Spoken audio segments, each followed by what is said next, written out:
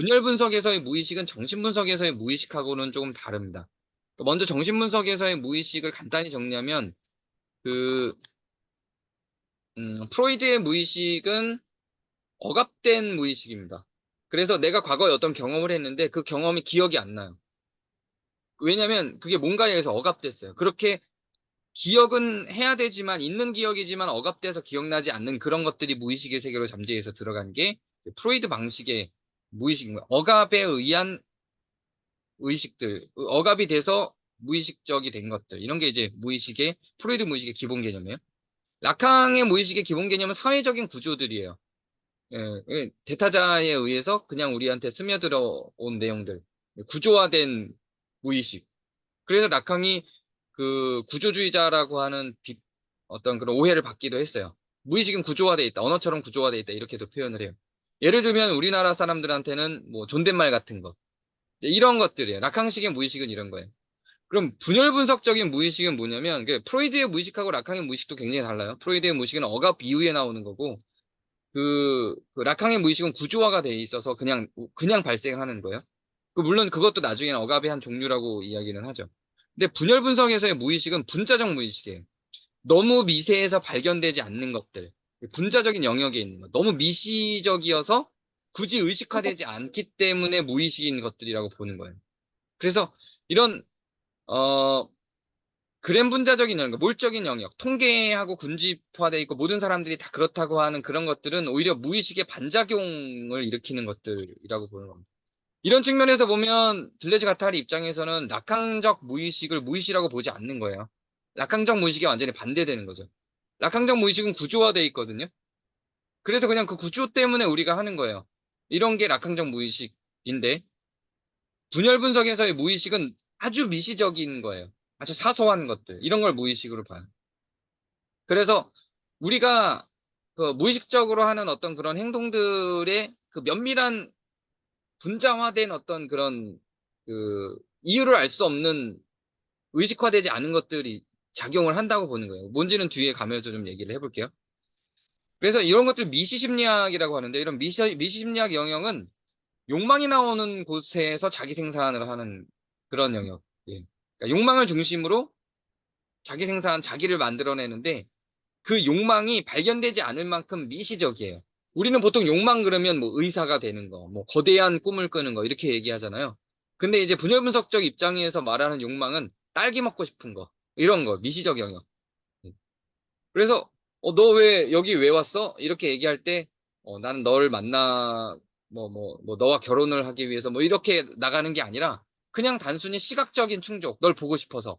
이 널 보고 싶어서에는 이 낙항적으로 설명하면 널 보고 싶어서를 낙항적으로 설명하면 어머니의 역할을 해줄 만한 나의 대상애가 비어 있기 때문에 그 대상애적 역할을 하는 어떤 사람이 필요하고 그래서 그 대상애적 역할을 하는 사람이 바로 너야. 이게 이제 낙항적인 표현이에요. 근데 분열 분석적인 표현은 내 시각을 널 보면 내 시각이 만족이 돼. 이게 이제 분열 분석적인 표현이에요. 널 보니까 내 시각이 깨끗해졌어. 이건 너 보고 싶어서 왔어는 아주 순수하게 정말 보고 싶어서예요. 감각이 원해. 이런 게 이제 분열 분석적인 입장에서의 미시심리학입니다. 그냥 단순한 욕망이 아주 가벼운 미시적인 욕망이에요. 기계론이라고 하는 건 이 유기체의 기능을 설명을 하는데 이 기계를 구조화하고 만들어내는 거는 이 미시적인 욕망이라고 보는 거예요. 이 미시적인 욕망을 위해서 그 사람을 그냥 시각적으로 만족해서 보고 싶어서 뭘 하냐면 옷을 입고 버스 카드를 들고 차를 타고 달려가고 뭐 이런 걸 한다는 거죠. 화장을 하고 뭐 이렇게 한다는 거죠. 이게 기계화가 되는 거예요. 그 작은 욕망을 위해서. 생명론이라고 하는 개체적인 그런 투기한 통일성을 통해 외부로 연장해서 통일성을 이룬다. 이거 같은 얘기예요. 작은 어떤 욕망을 충족시키기 위해서 이 외부의 모든 것들을 통일성을 이루어서 뭔가를 만들어낸다는 거고요. 그래서 각자는 그 예를 들면서 이렇게 얘기하는 거예요. 우리 인간이라고 하는 구성체도 마찬가지로 사실은 인간이라고 하는 건 그런 아주 작은 욕망들이 모여서 하나의 기계화된 행동들을 만들어내는데 우리도 사실 알고 보면 우리 몸 안에 수많은 세포들이 그걸 원해서 각자 움직였는데 우리가 유기체적으로 발생했을 뿐이라는 거죠. 여러분의 장기는 뭘 원해요? 음식을 원해요. 혀도 맛보기를 원하고, 눈은 예쁜 음식을 보기를 원해요.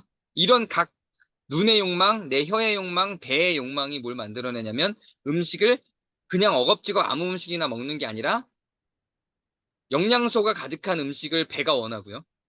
그리고 거기에 맛을 가미하기 위해서 소금이나 설탕을 치는 걸 혀가 원하고요.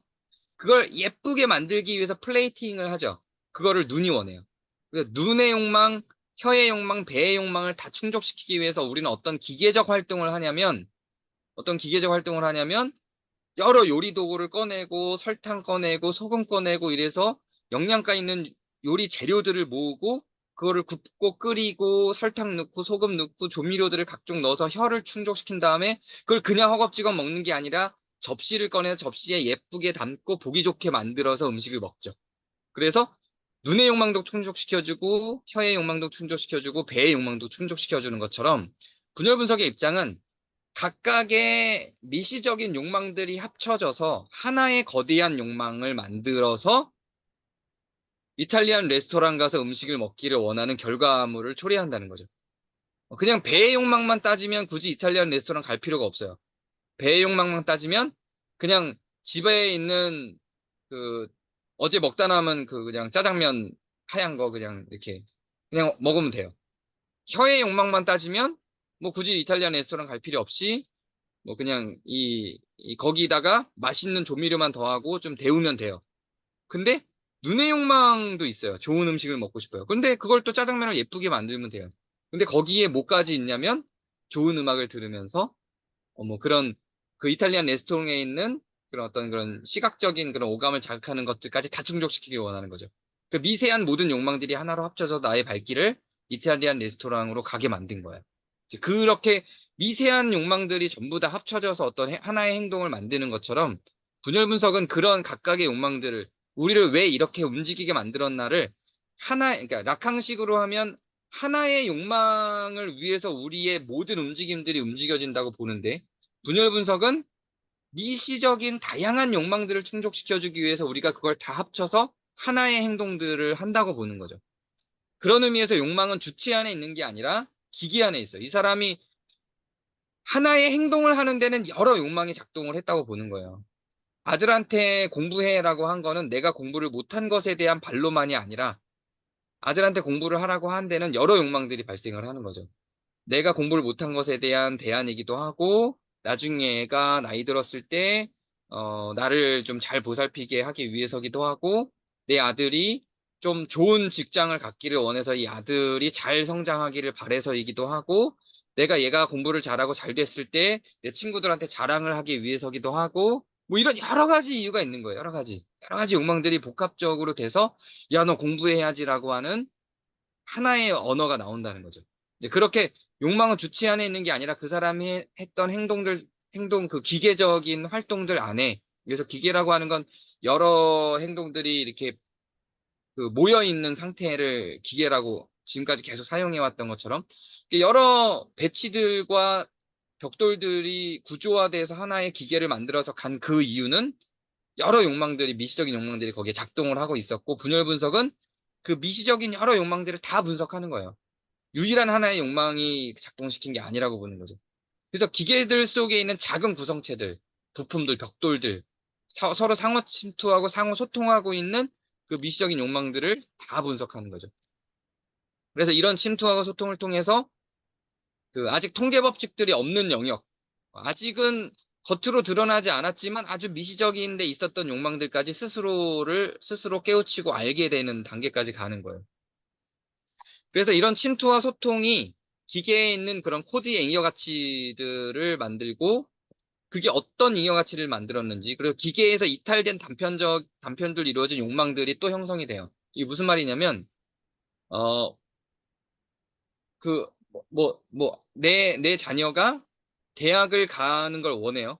그래서 내 자녀에게 공부를 열심히 하라고 시켜요. 얘 공부를 했어요. 근데 처음에 공부를 하라고 시킬 때 발생했던 거 말고 새로운 잉여 가치가 만들어져요. 내가 얘를 공부하라고 발생을 하면서 얘하고 같이 있으면서 공부시키면서 얘하고 유대관계가 생겨요. 자녀하고 관계가 좋아져요. 자녀가 성적이 오르니까 예상하지 못했던 기쁨이 생겨요. 뭐 이런 다른 것들이 많은 자녀된 것들이 또 발생을 하는 거죠. 그래서 욕망의 결합, 미시적인 욕망의 결합은 또 다른 새로운 잉여가치가 새로운 욕망들을 또 발생을 시키는 겁니다. 이렇게 계속해서 잉여가치들이 발생해서 그 잉여가치가 또 어떤 코드들을 만들고 이제 이런 것들을 다 분석을 하는 거예요. 이런 분자적인 이런 것들은 각각의 기능들을 가져요. 그냥 무의미하게 버려지지 않습니다. 이런 코드의 잉여가치들로 인해서 사회적인 욕망기가 다른 형태의 분자적 욕망기계가 발생을 해요. 무슨 말이냐면 어, 음, 뭐 자녀를 공부시키는데 자녀하고 잘 공부를 시켰더니 자녀하고 내가 유대관계가 좋아졌다. 이건 이제 잉여가치가 있는 거예요. 잉여가치가 있으면서 어, 또 다른 어떤 욕망이 발생해요. 뭐냐면 지금부터는 불편했던 자녀와의 관계가 더 좋아질 수 있겠다. 그러면 더 좋아지고 싶은 욕망이 또 발생하는 거고, 거기서 다음 단계에 또 다른 욕망들이 발생하겠죠. 이렇게 미시적인 것들이 계속 발생하는 거예요. 자녀에게 이것도 해주고 싶고, 저것도 해주고 싶고, 이런 것들이 해주면 해줄수록 또 그 관계 속에서 또 뭔가 발생을 하죠. 이제 이런 것들이 하나의 욕망만 집중되는 게 아니라, 미시적인 욕망들이 합쳐져서 뭐 어떤 행동들과 코드를 만들고, 거기서 또 다른 잉여 가치를 통해서 발생하는 또 다른 분자적 욕망이 또 발생한다는 거예요. 이제 이런 것들이 계속 어떻게 흐름을 타고 욕망들이 어디를 향해서 가는지까지도 분석을 하는 겁니다. 이런 욕망들은 재현하는 건 아니죠. 다시 생성하는 거예요. 새롭게 만들어지는 거예요. 잉여 가치들로 점점 새롭게 만들어지는 거예요. 이건 어떤 의미화로 환원할 필요는 없어요. 자, 이거는 뭐 어떤 신앙으로 환원한다든가, 기독교인의 경우는 또 자본으로 환원한다든가, 이렇게 또 환원할 필요 없고, 그런 잉여 가치에서 발생한 욕망 자체를 또 즐기면 되는 거예요. 그걸 또 향유하면 되는 거고, 그렇게 안내하는 게 또 분열 분석의 과정이기도 합니다. 그 재료 자체를 즐기는 거죠. 이제 마무리 단계인데요.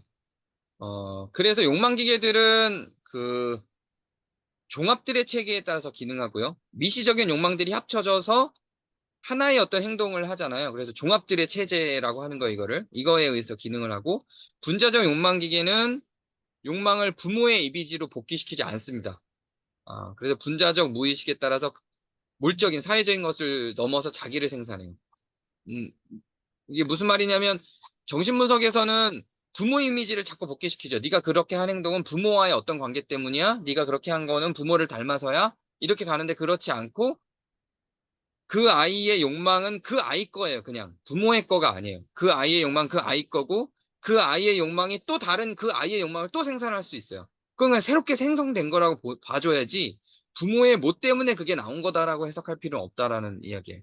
그래서 미시적인 다양체들 그 아이가 발생하는 혹은 우리가 발생시키는 그 욕망 기계를 따라서 움직이는 우리의 그 에너지들 우리 에너지들은 어떻게 나타나냐면 음, 누멘, 그러니까 내가 하고 싶어서 하는 의지가 누멘이었죠. 블루타스, 이게 쾌락이에요. 그냥 이거는 내 감정적인 원함인 거죠. 의지적인 원함이 누멘이고 감정적인 원함이 블루타스인데 이거를 향해 가는 거예요, 그냥. 내가 정말로 그걸 하고자 하는 의지가 있는가? 그게 나를 기쁘게 하는가? 이러면 간다는 거죠. 이거를 정신분석에서는 승화라고 부르거나 탈성역화라고 부르는데 분열 분석에서는 승화를 굉장히 높게 평가합니다. 승화라는 용어를 쓰지 않아요, 이거는. 그래서 블루타스라는 용어를 쓰는 거예요. 정신분석에서는 억압된 뭐가 있고 지금 내가 그 여행을 하는 이유는 승화를 해서 대체작용이라고 보는 거죠, 여행을. 근데 분열 분석에서는 그걸 대체작용이라고 보지 않아요. 그냥 여행을 하고 싶었던 거고 그게 나한테 치료적이고 그게 날 기쁘게 하는 거예요. 그냥 그렇게 바라봐야지 내가 자꾸 여행을 하는 건 무엇에 대한 대체작용이지 이렇게 생각을 돌릴 필요가 없다는 거죠. 그건 그거대로 나에게 치료를 주는 것이고 그냥 여행하고 싶었던 나의 미시 욕망이 있는 거예요. 그거를 분석하는 거죠. 나는 왜 그 여행을 하고 싶었는가를 분석해내는 거죠. 그래서 리비도는 그렇다고 해서 사회장을 완전히 거부하는 게 아니라 이 둘 다에 투자를 합니다. 리비도는 우리의 정신 에너지는 이 분자적인 극과 그램 분자적인 극 모두에 다 향하게 되고, 그런데 왜 이 책에서는 계속해서 분자적인 극만 얘기하냐면 이미 그램 분자적인 사회적이고 물적인 극은 이미 너무 만연하기 때문에. 그래서 우리의 미시적인 욕망은 숨겨지니까. 난 너를 보고 싶었어 라고 하는 그런 그냥 시각적인 만족에 의한 그런 고백들은 그렇게 매력적이지 않아 보이는 사회 속에서 그런 어떤 작은 감각적인 욕망들도 인정을 하고 그걸 향유할 수 있게 하는 게 분열 분석의 목적인 거기 때문에 이걸 더 많이 얘기하는 거지. 그렇다고 사회적이고 몰적인 극을 무시하는 건 아니에요. 이 두 개가 서로 상호 침투해야 된다고 봐요.